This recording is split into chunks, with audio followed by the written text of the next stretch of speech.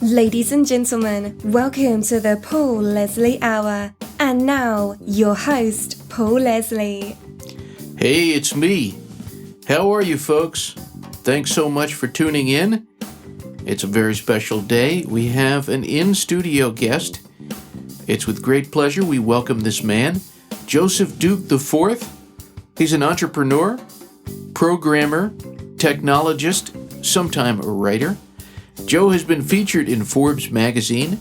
He is the founder and CEO of Red Rook Incorporated. Red Rook is an innovator in integration technology, something that is going on all around us, whether we know it or not. First of all, Joe, thanks for being here.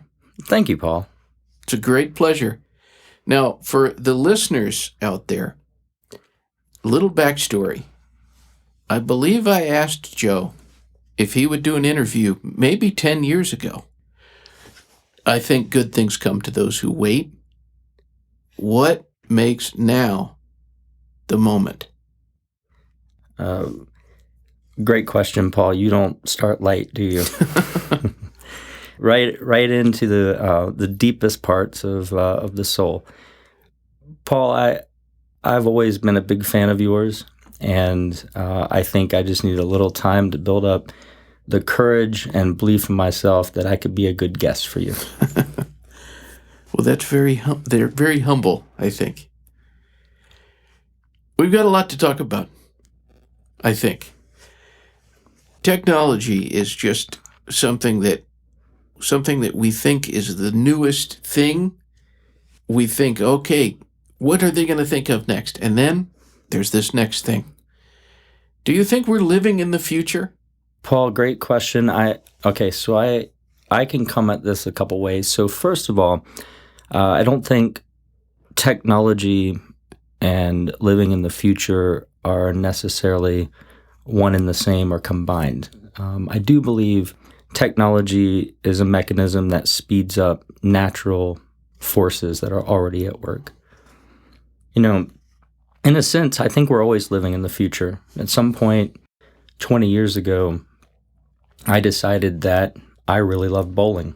And had I not become in love with the sport, I may not be on the same journey that I am today. Something on that path led me to meet somebody who led me to meet somebody else who brought me to a restaurant where I was inspired by the type of food I may never have had before. Maybe that food was Indian food and I fell in love with it. But those series of choices brought me to where I am today. So in a sense, I'm living in a future that young man 20 years ago made decisions for.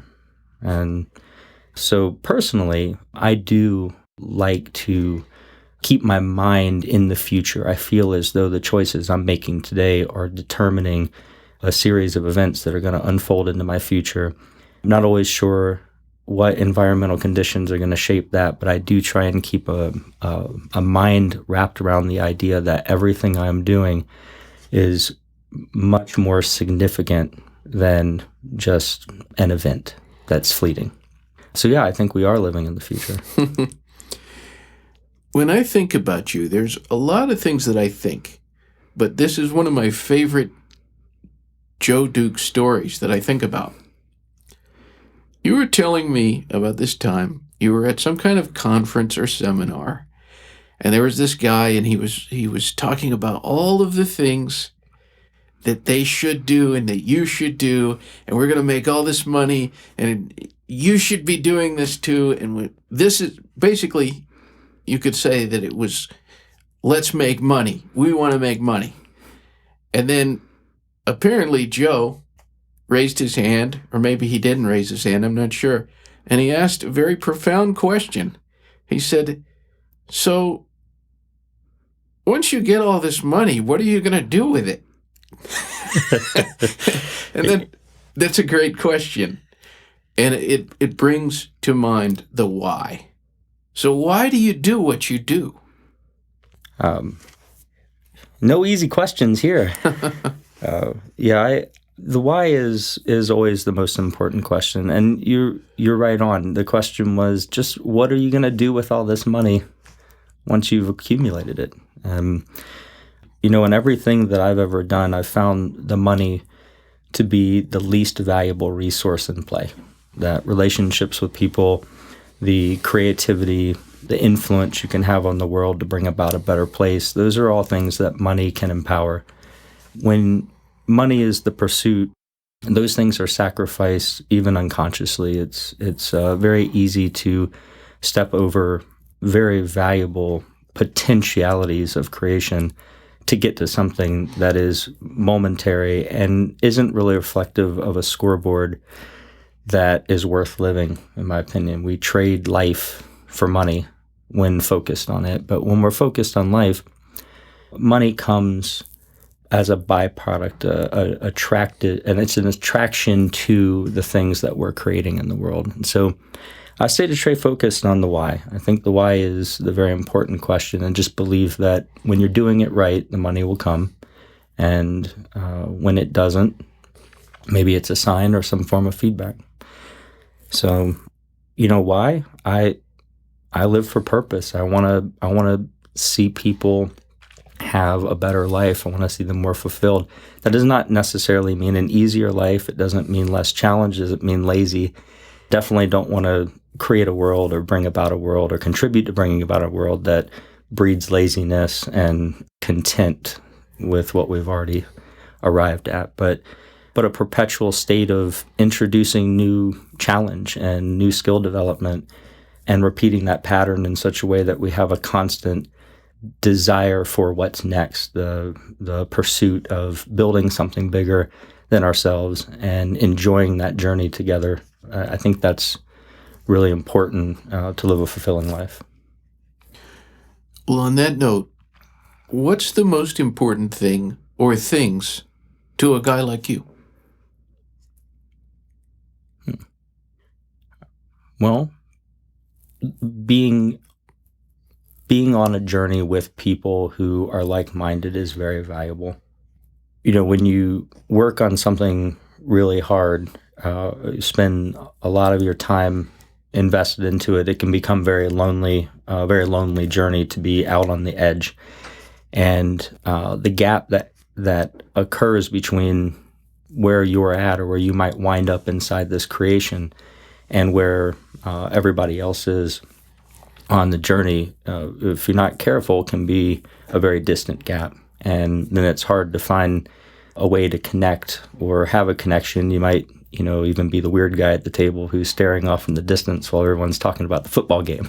That's happened a lot. But I remember writing an article about the merits of a bubbleless brew. Why is it that we shudder to think of the idea that a beer without bubbles in it would be so terrible, but it's just in tuned, to where we are. And right now, in this very moment, I just went down a rabbit hole that happened at the very time I wrote that. So, but anyway, I think enjoying people who want to go deep into what this world is all about and try and figure it out and just celebrate the process of putting our energy together towards something that is bigger and worthwhile and sets a good bar for everybody to be challenged by, to work together in spirit to create something new. It's always about creation.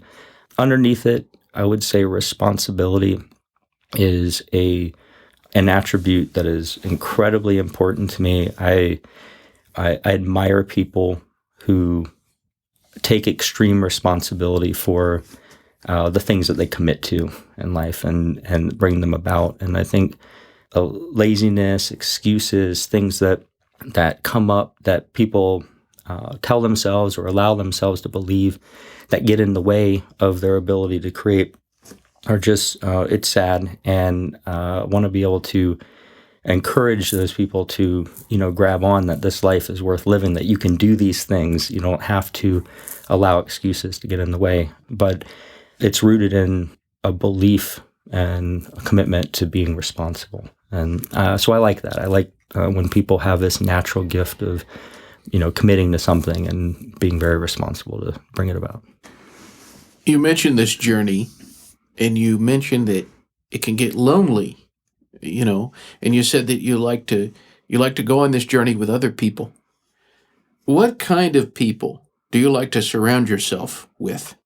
Well, maybe it's easier to start with people who I don't want to surround myself with. That's people who are who engage in the philosophy of a willingness to take happiness from others with the intent of their own prosper, their own happiness. I have no problem with happiness. I certainly think that we're all motivated to achieve it. What I like are people that recognize that and respect each of our own journeys in its own unique way, that we can help and be responsible enough to create opportunity for everybody to share in happiness together, not to take from another in order to get to our own. So I think that's very high on my list, that people are respectful of each other. Respectful.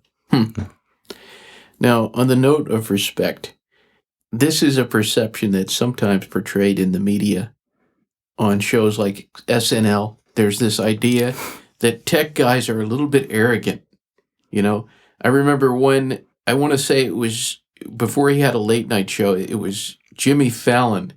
And you probably know the skit I'm talking about, where he's a tech guy and the person's sitting there at their computer and they're trying to figure out what to do. And he says, "Move!" Basically does the "let me drive" thing.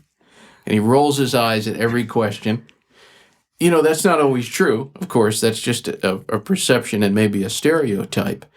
But in life, do you think it's more important to is it better to be a little bit cocky, a little bit arrogant, or is it better to be a little more humble and have some humility?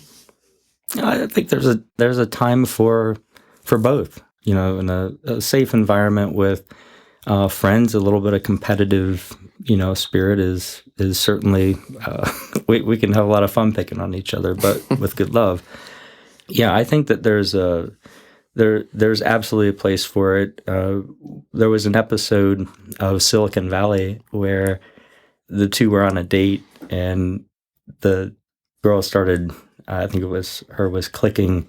She was a space person, and he was a tab person. So when they're formatting their code, he would use tabs, and every time he heard her clicking the space bar 5 times, it was just this anxiety was building in him, and they portrayed it so well. And I can't tell you how accurate that engagement is amongst, some technologists. And so, it was just, it was hilarious. It was portrayed that way. But in that moment, that's a great space where there's an appreciation for the fact that there are different styles, but also you are absolutely going to punch the guy in the arm who does spaces. It's just, if you're a tab person, you don't deal with it. So, but yeah, if you're getting to know somebody, I think it's, you find the right time and play a little more diplomatic or humble, and until you have that relationship where it's acceptable.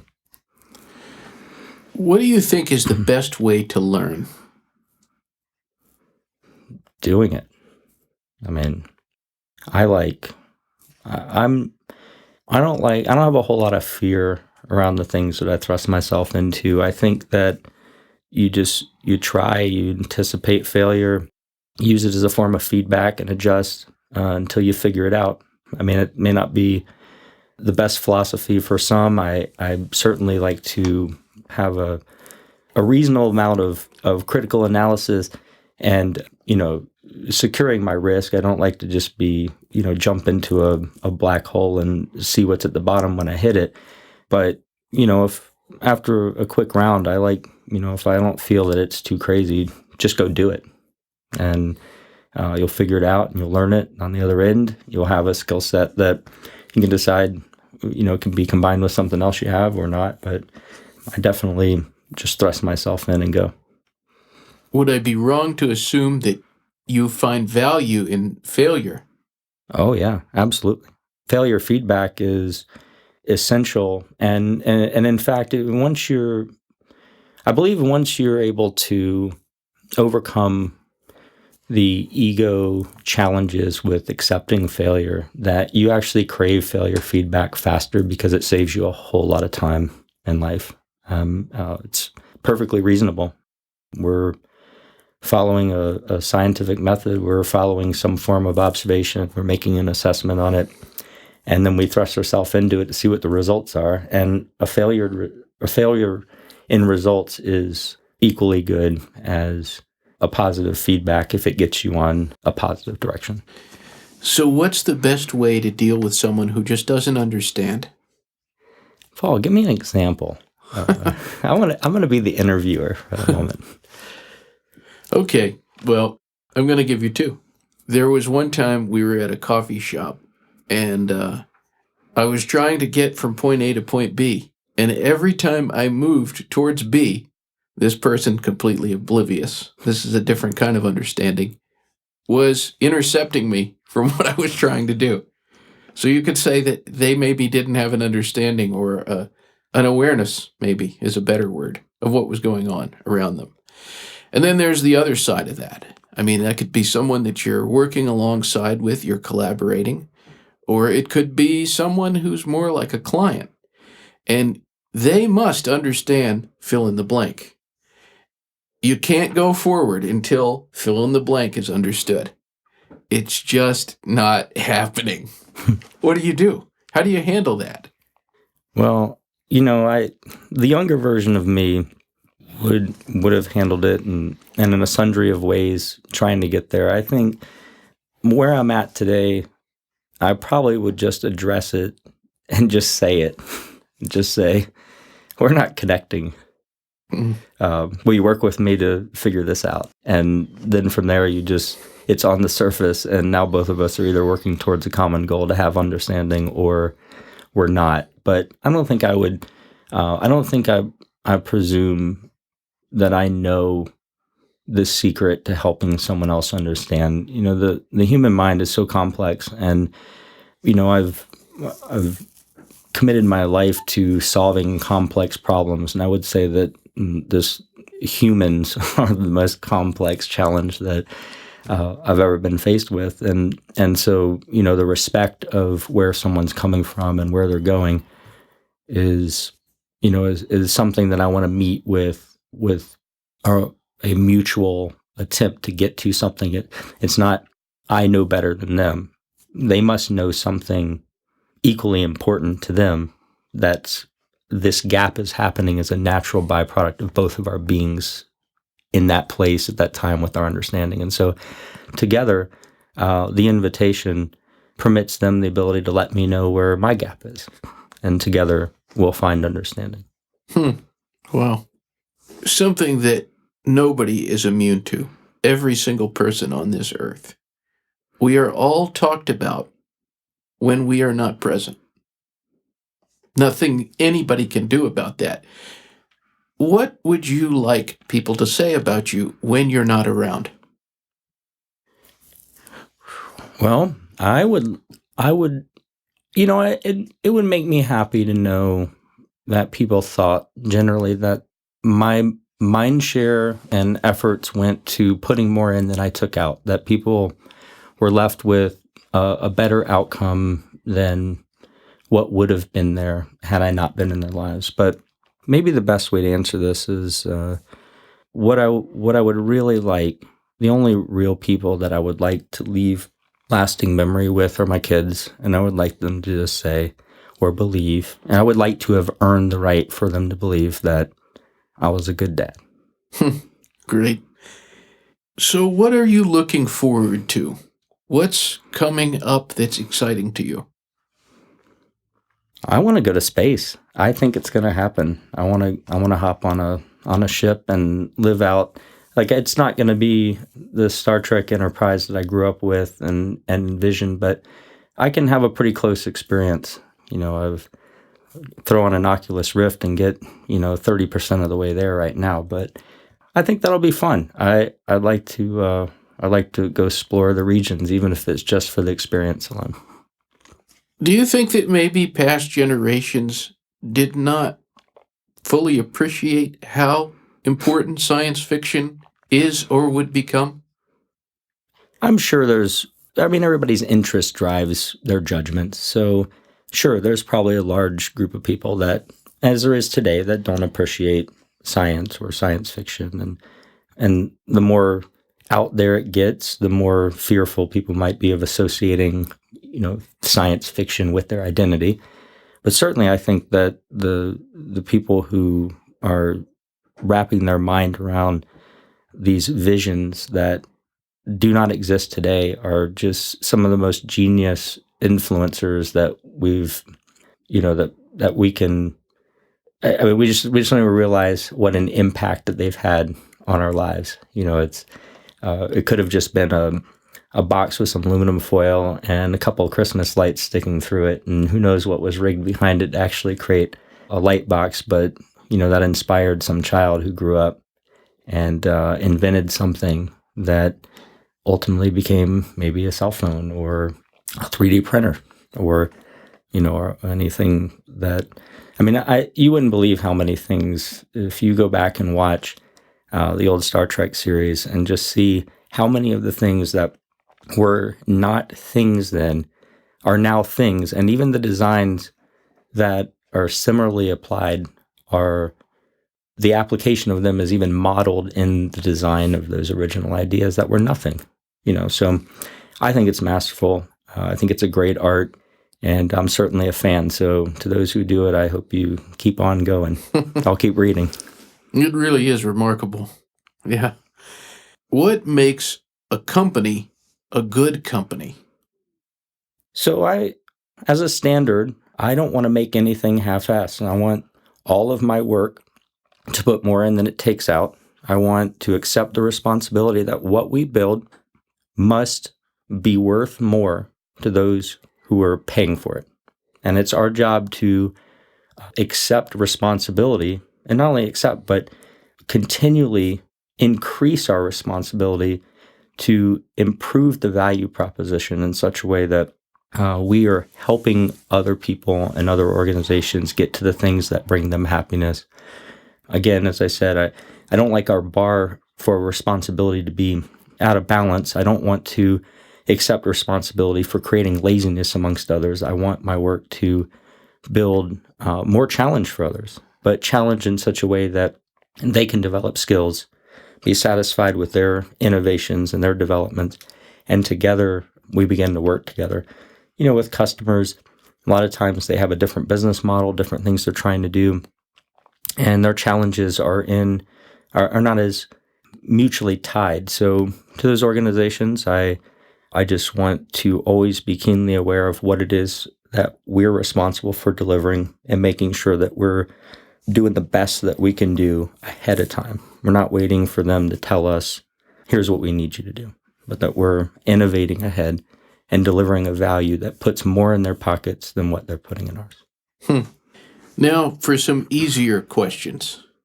If anyone ever gets the chance to walk around the headquarters of Red Rook, the company, they're going to find that there are certain themes that they're going to see again and again.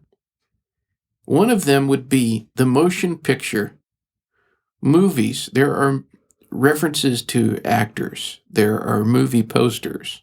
There's other things too, but it makes me wonder, what is Joe Duke's favorite movie of all time?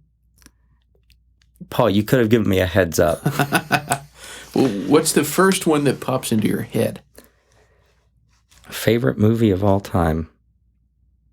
I might need to pause and then interject an answer back into this very moment at a later time. I'm not going to say Star Trek IV with the whales, although there be whales in here is such a great line. I need Paul, I'm going to get back to this. I'm sorry. No problem. We'll come back to it. All right. If you could pick a song, any song in the world, that you had to sing in front of multitudes of people, you have to pick a song. Which song would you sing?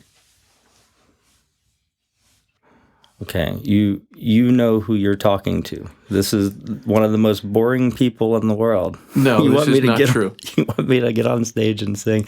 I can't even imagine that happening. One time I tried karaoke, I probably either did a Beastie Boys. No, this is 2 times. So Beastie Boys and an Eminem. I don't know why I can spit out some lyrics pretty quick.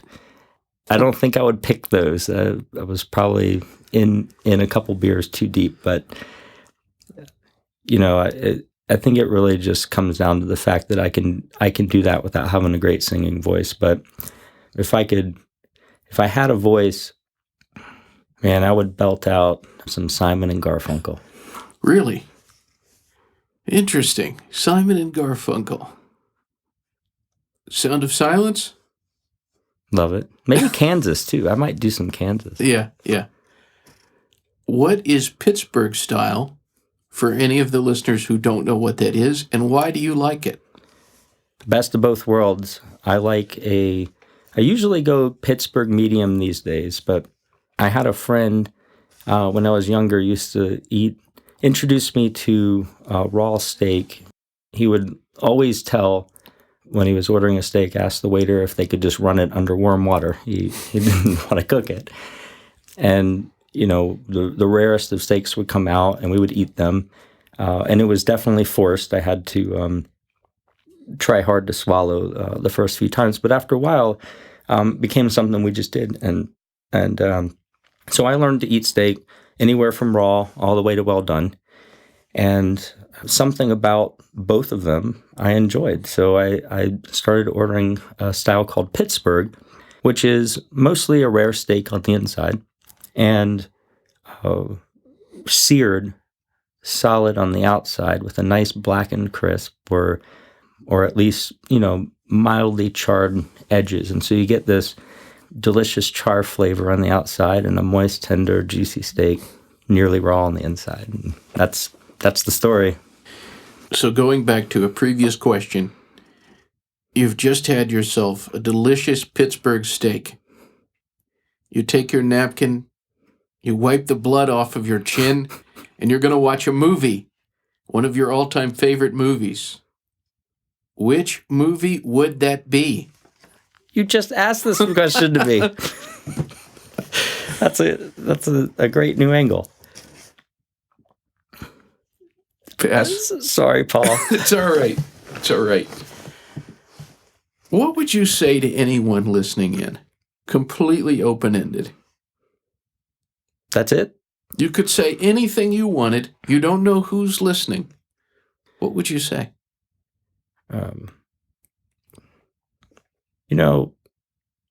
Life is worth living. Live it up. Do it right. Don't take shortcuts. They lead to long journeys. Look out for people. Put more in than you take out. And when you're ready to be responsible in those matters, come talk to me because I'd like to hang out with people like that. What question do you wish I would have asked you that I haven't yet?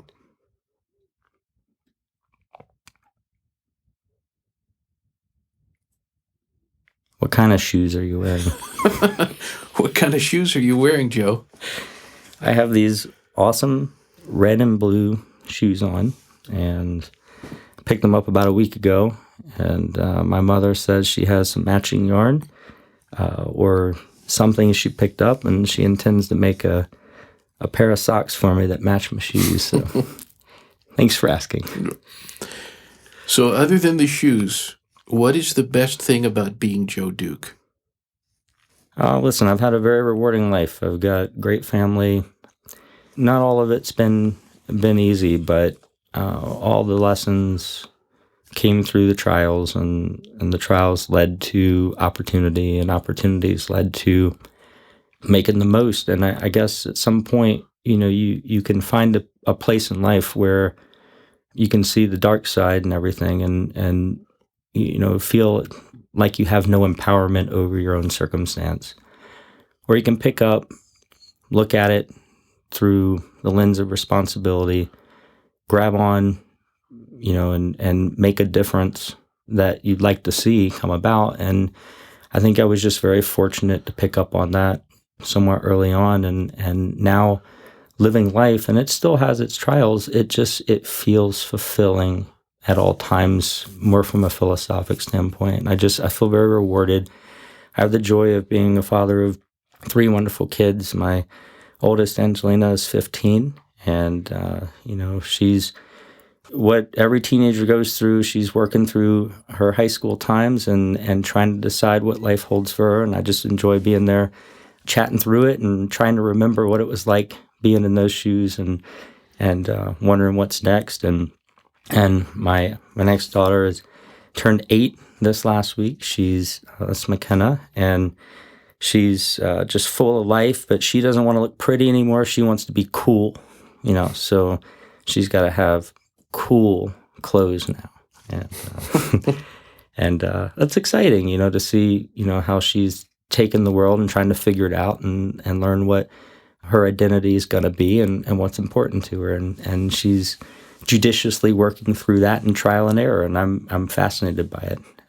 My youngest, Joey, he'll soon to be 7, going into 2nd grade, and he's very athletic, naturally gifted, very smart, and just full of enthusiasm and sweetness. And it's like that perfect age where it's like he's boy, but he's still my sweet little boy, but he's about to be a man, and I have to teach him discipline and responsibility and the other important things that come along. And so just seeing him take those lessons and ask questions and just stare into the sky and wonder, and I love that in all of them. So I get this very fortunate life to live. And my wife Suzanne, we've figured out how to be great partners, and it's a work of art, and you commit to putting more in than you take out, and everybody's doing that. You create excess all around, and we get the joy of just living inside of that. And so I hope that can be an inspiration for others, and I'd like to see that just emanate out as big as it can go. So very, very thankful. Who is Joseph Duke?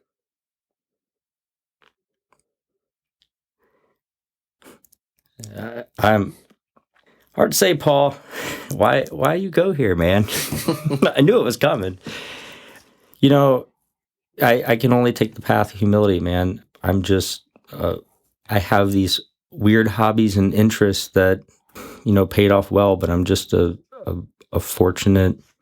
I'm just lucky, and it wasn't, like I said, it wasn't without its trials. We certainly had a journey to work through, but all of it worked together to create this life. Joe Duke is just a guy that will come and go like everybody else, and in the end, it's dust in the wind. But today, Joe Duke is living a life of purpose and having fun doing it, and just living the journey.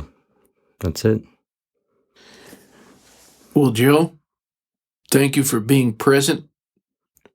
Thank you for doing this interview.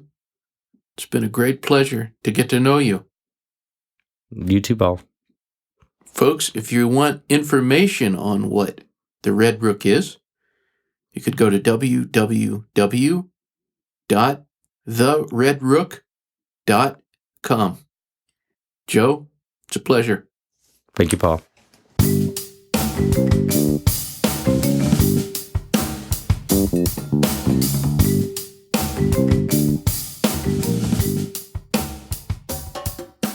The Joe Duke Special, the first installment, was recorded and produced July 30th, 2019. For more information on the Paul Leslie Hour, visit thepaulleslie.com.